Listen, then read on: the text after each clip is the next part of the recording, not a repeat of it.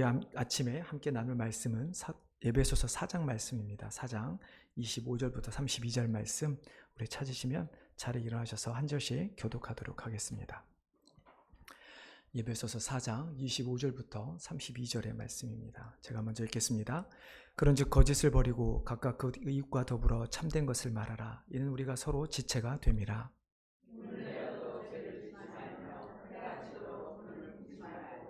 마귀에게 틈을 주지 말라.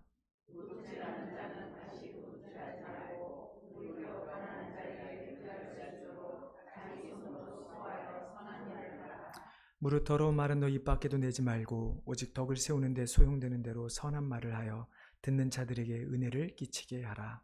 하나님의 성령을 근심하게 하지 말라. 그 안에서 너희가 구원의 날까지 지키시는 거야. 너희는 모든 악독과 노함과 분냄과 떠드는 것과 비방하는 것을 모든 악의와 함께 버리고 서로 친절하게 하며 불쌍히 여기며 서로 용서하기를 하나님이 그리스도 안에서 너희를 용서하심과 같이 하라. 아멘. 예, 자리에 앉아 주시기 바랍니다. 제가 한번 더 기도하겠습니다. 하나님, 이 시간 우리가 예배 가운데 특별히 하나님의 말씀을 듣는 시간입니다. 하나님, 우리의 마음을 겸손케 하여 주시고 참으로 우리가 성령님께서 우리 안에 함께 하셔서 하나님 말씀이 선포되어질 때 그 말씀을 깨달을 뿐만 아니라 우리가 그 말씀대로 살고자 하는 용기와 능력도 또한 우리에게 허락하여 주시옵소서. 감사하며 예수님의 이름으로 기도하옵나이다. 우리가 지난주에 이미 에베소서 4장 17절부터 실은 32절의 말씀을 가지고 한번 말씀을 나누었습니다.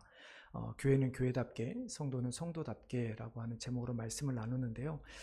지난주 말씀을 이렇게 간단히 정리를 하는 말씀을 오늘 에베소 말씀을 대체한다면 아마 에베소 4장 22절, 24절의 말씀일 겁니다. 너희는 유혹의 욕심을 따라 썩어져가는 구습을 따르는 옛사람을 벗어버리고 오직 너희의 심령이 새롭게 되어 하나님을 따라 의와 진리의 거룩함으로 지으심을 받은 새 사람을 입으라. 우리 모두는 하나님의 언약 밖에 있던, 그러니까 죄로 말미암아 영원한 죽음이라고 하는 형벌에 버려진 자들과 같은 이방인들이었습니다. 그런 하나님은 우리를 불쌍히 여기시고 우리를 다시 하나님의 자녀로 회복시켜 주셔서 우리가 하나님의 언약 백성으로서 이 땅에서 예수 그리스도를 나타내는 삶을 살기를 원하셨습니다. 그래서 바울이 이야기한 것처럼 욕심을 따라 사는 어떤 우리의 가운데 있는 욕망, 욕심을 따라 사는 옛사람을 버리고 이제 새 사람이 된 성도요, 교회로 살아가라고 우리에게 말씀하고 있는 것이죠. 그래서 교회답게 성도답게 살아갈 때 비로소 우리는 세상 가운데 진리 대신 예수 그리스도를 선포할 수 있게 되는 것입니다. 지난주도 말씀드렸지만 지금도 세상 사람들이 우리에게 원하는 것이 무엇인가? 그들이 원하는 것은 자신들은 그렇게 살지 못하지만 그래도 하나님을 믿는 너희 교회, 너희 성도들, 세상의 가치관은 다른 가치관, 나와 가치관은 다르지만 너희들이 희생하면서 헌신하는 그 모습을 우리는 여전히 바라보고 있다라는 것을 세상 사람들은 원하고 있죠. 마치 대리만족을 원하는 것처럼 말이죠.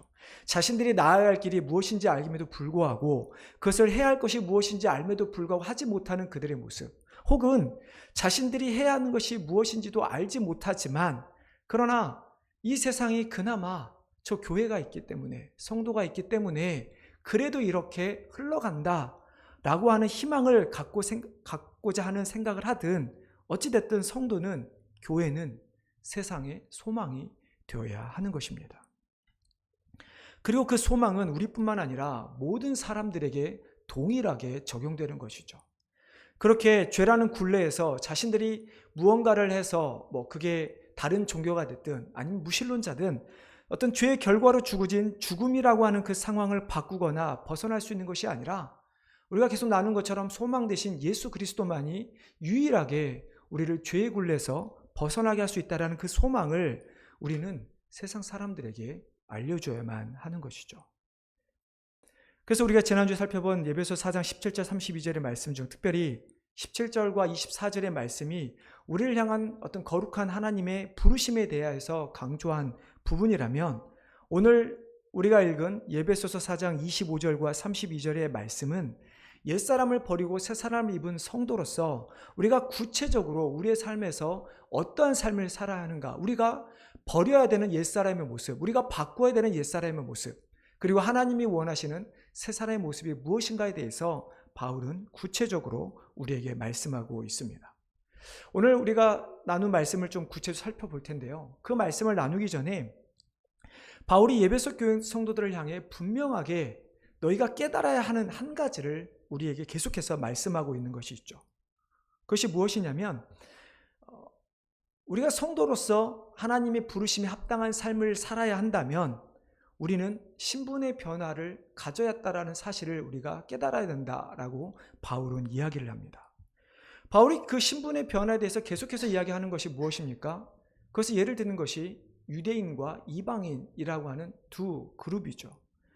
하지만 바울이 유대인과 이방인의 차이를 설명할 때 우리가 아는 것처럼 단순히 인종적 혹은 신분의 계급의 차이 혹은 어떤 나라별 어떤 국민에 대한 그런 차이가 결코 아니죠. 하나님의 언약 안에 있는 백성인가 아닌가 하는 구별로 유대인과 이방인이라고 하는 두 카테고리를 사용하고 있는 것입니다. 쉽게 말하면 하나님께서 택하신 사람이 누구냐 하는 것입니다. 유대인은 하나님께 택한 사람이고 이방인은 하나님께 택함받지 못한 사람이었습니다. 분명히 과거에는 그러했습니다. 물론 이것이 과장 혹은 잘못되어서 유대인들은 자신들만이 과거뿐만 아니라 미래에도 자신들만이 유일한 하나님의 선민이다라고 하는 잘못된 주장을 하게 되었지만, 그러나 분명히 바울이 에베소서를 통해서 유대인과 이방인의 구분을 했을 때 유대인은 하나님의 택하신 사람, 이방인은 하나님께 택하지 못한 사람, 과거의 모습을 우리에게 알려주고 있는 것이죠. 신분의 변화, 죄인이었던 인간이 죄로 말미암아 영원한 죽음에 이르게 된 우리 인간이 이제는 의인이 되었고 영원한 생명을 얻게 된 하나님의 자녀로 바뀌게 되었다라는 이 사실을 우리는 에베소서 말씀뿐만 아니라 우리가 예수 그리스도를 믿음으로 구원을 받았다면 이 신분의 변화에 대해서 우리는 계속해서 잊지 않고 살아가야만 하는 것이죠. 여러분, 이방인만 죄인입니까? 그럼 유대인은 죄인이 아닙니까?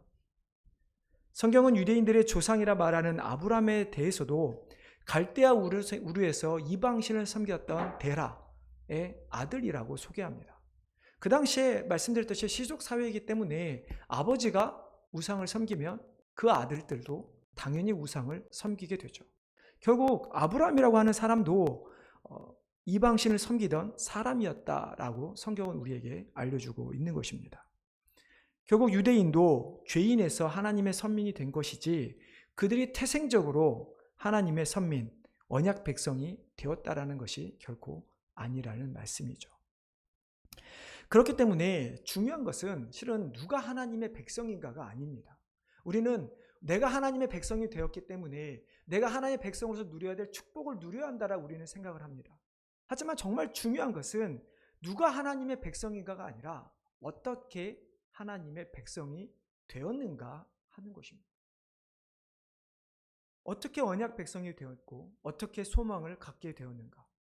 이 사실은 누가 하나님의 백성인가 보다 훨씬 더 중요한 쟁점으로 우리는 다가가야 할 쟁점인 것이죠. 여러분, 어떻게 하나님의 백성이 되었습니까? 어떻게 죄인이 의인으로 될 수 있을까요?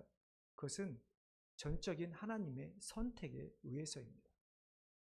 아브라함과 그의 후손들인 유대인이 바울이 오늘 하나님의 택한 백성이라고 언급하고 있는 이 유대인들이 하나님의 백성이 될 수 있었던 것, 전적으로 하나님의 선택이었습니다.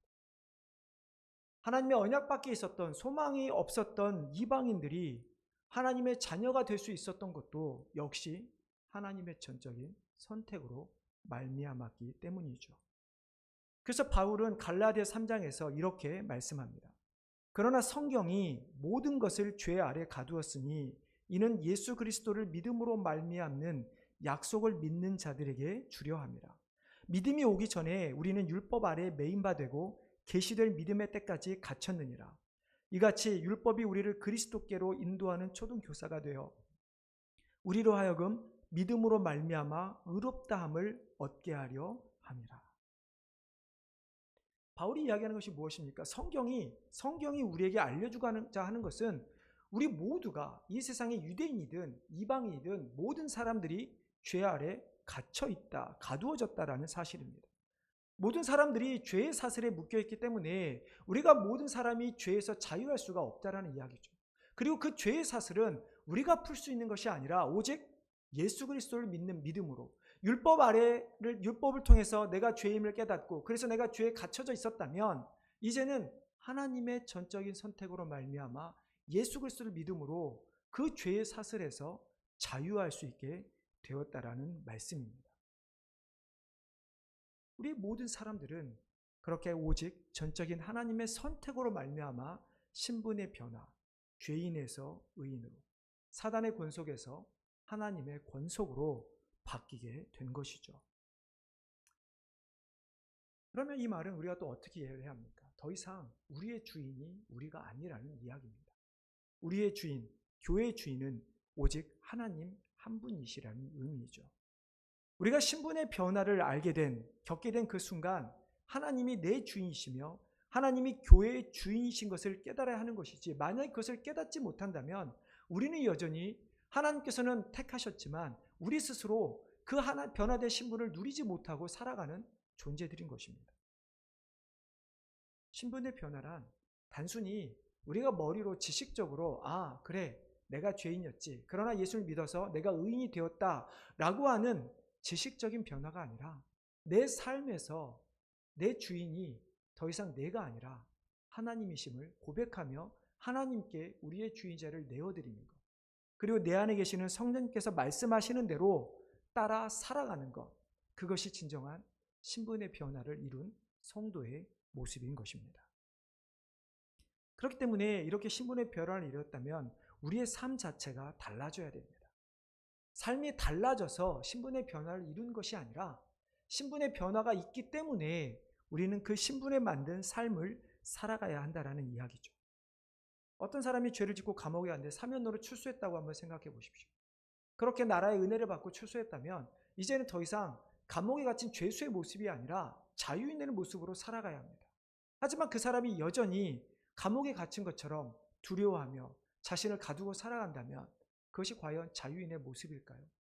그 사람이 여전히 자신이 감옥에 갇혔던 죄를 짓고 여전히 살아간다면 그게 과연 자유인의 모습일까? 물론 하나님의 전적인 선택, 하나님의 사랑이 인간이 지은 죄에 따라 바뀌는 것은 결코 아닙니다. 우리가 신분의 변화를 누렸는데 우리가 다시 죄를 짓는다고 해서 그 신분이 다시 돌아가는 것은 결코 아닙니다. 하지만 하나님께서 우리를 용서하셨고 우리를 하나님의 자녀로 삼으셨다면 더 이상 우리는 죄의 얽매인 사단의 권속으로 살아가는 것이 아니라 이제는 자유인으로 하나님의 자녀로 축복으로 살아가야 한다라는 이야기죠. 물론 우리의 노력으로 우리의 죄성을 억누를 수는 없습니다. 우리가 계속 죄성을 억누르면서 우리 스스로 사단의 공격을 이겨낼 수도, 우리의 스스로 노력으로 하나님의 자녀로 신분을 유지할 수도 결코 없습니다. 하지만 앞서 말씀했지만 신분의 변화를 우리가 경험했고 우리의 자인을 하나님께 내어드린다면 우리가 할 수 없는 일들을 성령님께서는 하실 수 있기에 우리의 죄성을 성령의 능력으로 우리는 다스려 나아가야만 하는 것이죠. 그러면 이렇게 신분의 변화를 이룬 성도, 우리가 하나님 앞에 나의 주인의 자리를 내어드린 성도, 새 사람이 되었다면 우리의 삶은 어떤 삶을 살아가야 하는 것일까? 성령의 능력을 통해서 세상 사람들이 맞지 않고 기다리는 교회의 모습은 과연 어떤 모습일까? 바울은 신분 변화를 이룬 성도를 향해서 구체적인 삶의 모습을 오늘 우리가 읽은 25절부터 32절의 말씀 가운데 우리에게 소개하고 있습니다. 좀 말씀을 구체적으로 한 절 한 절 좀 살펴보길 원하는데요. 25절을 보면 바울은 거짓을 버리고 각각 그 이웃과 더불어 참된 것을 말하라 또 우리에게 말씀합니다. 옛사람을 버리고 새사람이라는 신분을 얻은 성도는 거짓을 버리고 참된 것을 말해야 합니다. 거짓의 영. 성경이 말하는 거짓의 영은 누구를 의미합니까? 사단을 의미하죠. 참된 것은 무엇입니까? 지난주에 말씀처럼 하나님의 말씀, 예수 그리스도를 의미합니다. 그렇기 때문에 성도가 거짓을 버리고 참된 것을 말해야 한다는 이야기는 무엇이냐면 단순한 거짓말도 포함될 수 있겠지만 더 이상 사단에 얽매여 있던 그 과거의 모습에 그 언어를 그 마음을 버리고 이제는 오직 예수 그리스도를 말하는 자들로 바뀌어야 된다는 이야기입니다. 여러분, 진실과 거짓, 여러분 쉽게 구분하실 수 있으십니까? 우리가 어떤 진실과 정말 반대되는 것이 거짓이라면 우리가 극명하게 반대되는 것은 구분하기가 그나마 쉽습니다. 하지만 성경이 말하는 거짓 혹은 세상 사람들이 말하는 거짓, 사단이 우리를 공격할 때 거짓이라고 포장되는 것들은 실은 진실에서 완전히 반대되는 것이 아니라 진실을 교묘하게 조금 바꾼 왜곡된 것을 의미합니다. 예를 한번 들어볼까요? 하나님은 사랑이십니다. 하나님은 모든 죄인을 사랑하십니다. 그러므로 하나님은 동성애자들도 사랑하십니다. 그러니 동성애자들을 인정하고 그들도 세상적으로나 종교적으로 동등한 권리를 누리도록 해야 합니다. 제가 지금 말한 것 가운데 잘못된 것이 있나요? 우리가 동성애자들을 인정하는 것, 네, 그들도 죄인으로 하나님의 백성으로 인정할 수 있어야 합니다. 하지만 그들의 죄를 인정해서는 안 되는 것이죠. 하나님이 계신 것을 어떻게 알 수 있습니까? 우리는 예수 그리스도를 통해서 알 수 있습니다. 뿐만 아니라 성경은 하나님을 알 수 있는 것에 대해서 바울은 두 가지를 로마서에서 이야기합니다. 하나는 자연 만물이고 하나는 양심입니다. 로마서 1장에 보면 창세로부터 그의 보이지 아니하는 것들 곧 그의 영원하신 능력과 신성이 그가 만드신 만물에 분명히 보여 알려졌나니 그러므로 그들이 핑계하지 못할지니라. 하나님께서 자연 만물을 만드시고 그 자연 만물 가운데 자신의 능력과 신성을 드러날 수 있도록 만드셨다는 이야기죠. 로마서 2장에 이렇게 말씀합니다. 율법 없는 이방인이 본성으로 율법의 일을 행할 때는 이 사람은 율법이 없어도 자기가 자기에게 율법이 되나니 이런 이들은 그 양심이 증거가 되어 그 생각들이 서로 혹은 고발하여 혹은 변명하여 그 마음에 새긴 율법의 행위를 나타내느니라. 양심을 가지고도 율법이 무엇인지 모르지만 율법에 맞는 행위를 할 수 있다는 이야기입니다. 그러니 이것을 어떻게 오용합니까? 예수님이 아니더라도 자연 만물을 통해서 우리의 선한 양심을 통해서 양심에 거리지 않게 법을 지키며 살아감으로 구원을 받을 수 있다라고 이제 이야기하기 시작하고 있다는 것이죠. 우리는 이러한 것들이 거짓인 것을 너무나 잘 알고 있습니다. 하지만 요즘 세상은 이러한 거짓말이 진실인 것처럼 믿고 따르며 전하는 시대가 되어버리고 말았죠. 더 이상 이런 시대에 진실을 지키고 진실을 깨닫고 이 진실을 지켜간다는 것이 얼마나 어려운 시대인지를 우리는 알아야 합니다. 우리가 정말로 그것을 깨닫지 못하면, 그것을 구분하지 못하면 나도 모르게 언제부턴가 점점 더 유대인들처럼 혹은 종교다원주의처럼 그 외 여러 가지 다른 이단들처럼 잘못된 길에 빠질 수밖에 없게 되는 것이죠. 여러분, 거짓말이라고 하는 것이, 거짓이라고 하는 것이 단순히 구원에 대한 것만일까요? 우리 삶에서도 나타납니다. 우리는 이 정도는 괜찮겠지라고 하면서 다른 사람들을 속이는 경우가 참 많이 있습니다. 자신의 이익을 위해서라면, 자신의 실수를 감추기 위해서라면 어떤 거짓말도 서슴지 않고 하는 경우가 참 많이 있죠. 여러분, 자녀들 거짓말하는 경우 어떤 경우에 많이 합니까?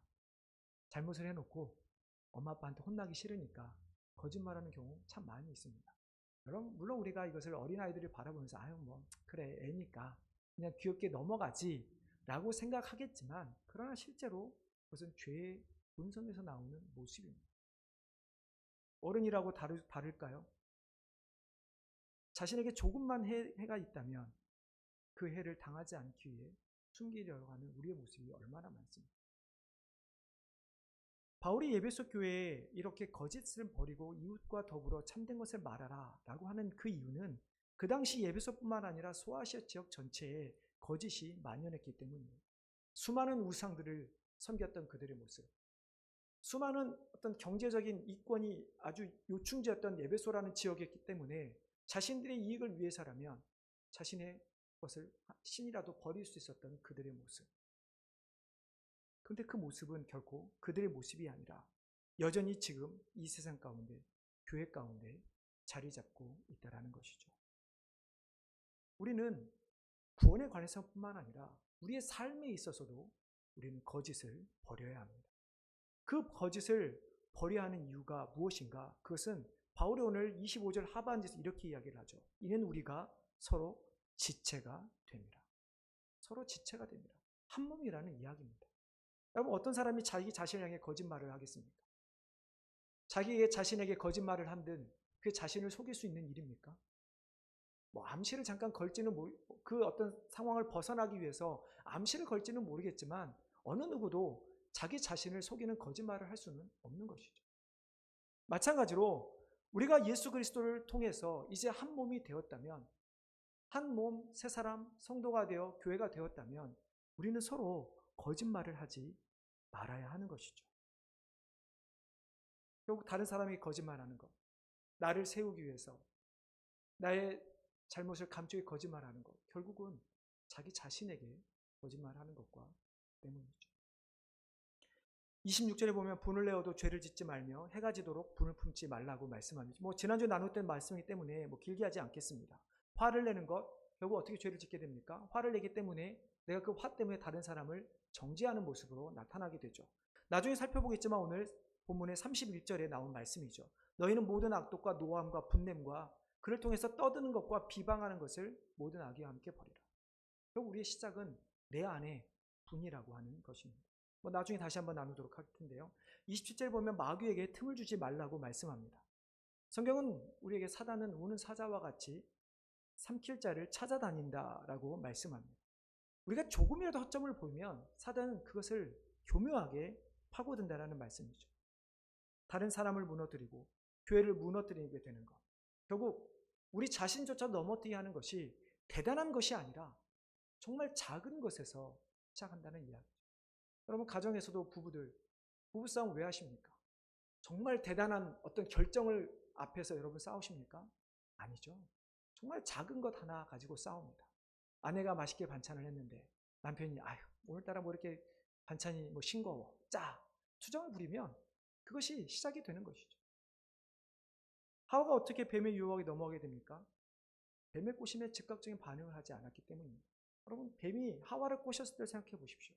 하나님께서 동산에 있는 모든 나무를 열매를 먹지 말라 하시더냐라고 이야기합니다.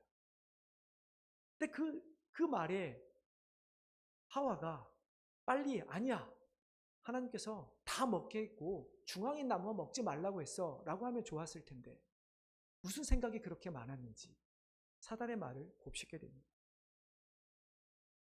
결국 사단의 결정타를 날리죠. 너희가 그 열매를 먹으면 하나님처럼 될 것이다.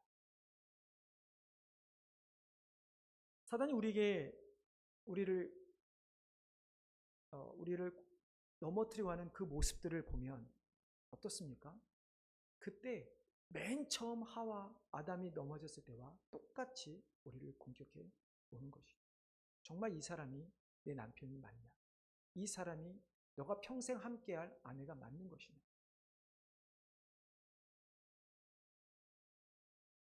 우리가 조금의 틈을 내줄 때 그 사단은 우리를 넘어뜨릴 것이고 결국 교회를 넘어뜨리게 될 것입니다. 28절 도둑질한 자는 다시 도둑질하지 말고 돌이켜 가난한 자에게 구제할 수 있도록 자기 손으로 수고하여 선한 일을 하라라고 바울은 이야기합니다. 바울은 단순하게 과거의 모습에서 그 과거의 모습을 버리는 것만으로 말하고 있지를 않습니다. 범죄자가 감옥에서 풀려나서 다시 그 죄를 짓지 않는 것, 그것이 그 사람이 목표가 아니라는 이야기입니다. 아무리 선한 일을 한다는 이유로 할지라도 다시 죄를 짓는다면 결코 그것은 옳은 일이 될 수 없는 것이죠. 하지만 바울은 그런 습관에, 우리가 죄를 짓는 습관의 모습만이 아니라 그 습관 자체를 넘어서 우리의 본질을 바꾸라고 이야기를 하고 있는 것이죠. 바울이 이야기하는 것이 무엇입니까? 도둑질해서 너 자신을 위해서 도둑질했는데 그 도둑질하지 말고 이제는 너 자신을 위한 삶이 아닌 다른 사람을 위한 삶을 살라고 이야기합니다. 그리고 그 다른 사람을 위해서 살 때 내 손으로 수고한 것으로 하라고 이야기를 하죠. 바울은 우리에게 엄청난 이야기를 하고 있는 것입니다. 도둑질하지 않는 그 모습만으로도 우리에게는 힘든 일인데, 이제는 다른 사람을 섬기는 것이 나를 위한 삶이 아니라 다른 사람을 위한 삶을 살라고 하니 얼마나 어려운 일입니까? 우리는 사돈이 땅만 사도 배 아픈 것이 우리의 모습입니다. 남들보다 더 많이 갖기 위해서, 더 높은 곳에 올라가기 위해서 무슨 짓을 서슴지 않고 하는 것이 우리의 모습인데, 더 이상 속여서 얻는 것도 아니라 내 손으로 수고한 것으로 너를 위해서가 아니라 다른 사람을 위해서 사용해라. 정말 이게 가능할까요? 다윗이 밧세바와 범죄했을 때 선지자 나단이 다윗을 일깨워줬다 했던 예화가 무엇이었습니까? 어떤 부자에게 찾아온 손님을 접대하기 위해서 그 부자가 자기 것으로 하는 것이 아니라 가난한 자, 그 자의 것을 뺏어서 그 손님을 접대했던, 결국 다윗이 그 이야기를 들었을 때 자신이 하나님 앞에 범죄했던 것을 그는 고백하게 되죠. 이것이 우리의 본성이고 옛사람의 습관입니다. 이것이 우리의 욕망과 욕심으로 가득 찬 우리의 모습인 것이죠. 하지만 바울은 이제 너희가 예수 그리스도를 믿어 새 사람이 되었다면 그 모습도 바꿀 수 있다라고 이야기를 하고 있는 것이죠. 29절에 무릇 더러운 말은 너 입 밖에 대지 말고 덕을 세우는 데 소용되는 대로 선한 말을 하여 듣는 자들에게 은혜를 끼치게 하라라고 말씀합니다. 더러운이라고 하는 이 말은 문자적으로 썩은, 부패한이라는 의미입니다. 29절에 나오는 선한 말과 대조되는 말로 더러운 말을 바울은 사용하고 있는데요. 그렇기 때문에 단순히 이게 우리가 이 더러운 말이라는 게 우리가 보통 트래시톡이라고 하는 그냥 안 좋은 정도의 이야기가 아니라, 선한 말과 대조했을 때 이 더러운 말은 결국 악한 말인 것입니다. 다른 사람의 기분을 정도 상하게 하는 그것이 아니라 그 사람을 넘어지게 하는 것, 그 사람으로 하여금 상처를 받게 하는 것, 그 사람이 하나님 앞에서 넘어지게 하는 것, 그 악한 말들을 하지 말라는 이야기죠. 그렇기 때문에 단순히 이것은 어떤 사람의 기분에 맞춰서 그 기분이 상할 정도의 말을 하지 말라는 그런 이야기가 아니라, 소위 아까 앞에서도 말씀드렸지만 구원이 예수 그리스도 외에 다른 종교에도 있습니다. 당신 지금 잘못해서 넘어지고 있는 사람에게 괜찮습니다, 하나님께서 용서하실 것입니다, 이런 위로의, 잘못된 위로의 말들을 우리는 하지 말아야 합니다. 누군가 죄를 짓고 있다면 우리는 그 사람에게 하나님 앞에 나아가서 회개하십시오 라고 말할 수 있어야 하는 것이죠. 하나님의 은혜를, 선한 말을 하여 그들로 하여금 하나님의 은혜를 깨닫게 하는 것. 하나님의 은혜를 깨닫게 하는 것은 자신 스스로 하나님 앞에서 의롭다함을 얻는 것이 아니라, 비록 죄에 대한, 내가 정말 생사를 찢어낸 듯한 고통을 느낀다 할지라도 그것이 하나님의 은혜를 깨닫게 하는 일이라면 우리는 그 말을 할 수 있어야 하는 것입니다. 3절, 하나님의 성령을 근심하게 하지 말라. 그 안에서 너희가 구원의 날까지 인치심을 받았느니라.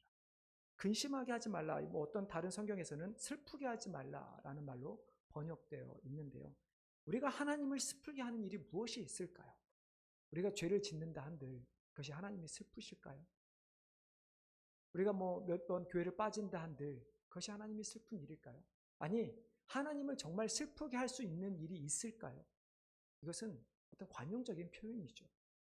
하나님께서 우리 인간들을 바라보면서 마음 아파하신 것이 무엇일까? 성경은 우리 인간이 죄를 지었을 때, 하나님을 떠났을 때 하나님의 마음이 아프셨다라고 말씀합니다. 결국은 우리가 구원을 받은 새로운 성도가 되었지만 우리가 그 새로운 성도답게 살지 못하는 삶을 살아갈 때, 여전히 구원에 대해서 흔들려 나갈 때, 여전히 내 힘으로 그 구원을 지키려고 할 때 하나님은 슬퍼하신다는 이야기입니다. 바울은 구원의 날, 즉 예수님이 제하시는 날까지 확실하게 도장을 받았으니 염려하지 말라고 말씀합니다. 이미 바울은 에베소서 1장에서 성령님의 역할에서 언급했던 그 말씀이죠. 우리를 인치시고 보증이 되어주시는 성령 하나님. 그렇기 때문에 우리는 흔들릴 필요가 없는 것이죠.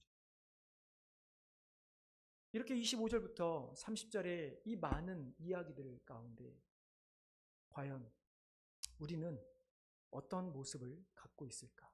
어떤 모습을 버려야 하는 것일까? 바울은 오늘의 결론을, 본문의 결론을 이렇게 이야기합니다. 31절에 모든 악독과 노함과 분냄과 떠드는 것과 비방하는 것을 모든 악의와 함께 버리라 라고 말씀합니다. 옛사람의 모습을 모든 악의, 사단이 우리를 다스리고 있던 그것에서 함께 버리라고 이야기합니다. 더 이상 너희의 주인이 사단이 아님을 고백하라는 이야기죠. 악독, 노함, 분냄, 다 비슷한 단어들이지만 결국 우리 안에 있는 기본적인 우리의 본성을 이야기합니다. 아담과 하와가 죄를 지었을 때, 하와를 꼭 꼬셨던 뱀이 하나님의 심판을 받았을 때 어떻게 이야기합니까? 아벨을 죽였던 가인, 그에게 하나님의 심판을 내렸을 때 그가 한 이야기가 무엇입니까? 하나님, 나에게 어찌 이런 큰 벌을 내리십니까? 결국 우리는 누군가에 대한 화, 심지어 하나님께 대해서도 우리는 화를 가지고 있습니다. 내 뜻대로 이루어 주시지 않는 하나님.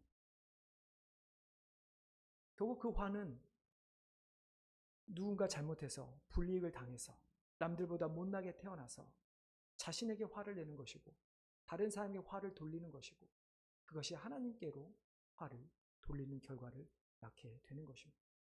그 화를 사기기 위해서 어떻게 합니까? 남을 비방할 수밖에 없는 것입니다. 바울은 그런 모습을 버리고 32절에서 이렇게 이야기를 하죠. 서로 친절하게 하며 불쌍히 여기며 서로 용서하기를 하나님이 그리스도 안에서 너희를 용서하심 같이 하라. 하나님이 그리스도 안에서 용서하심 같이 다른 사람을 용서하라.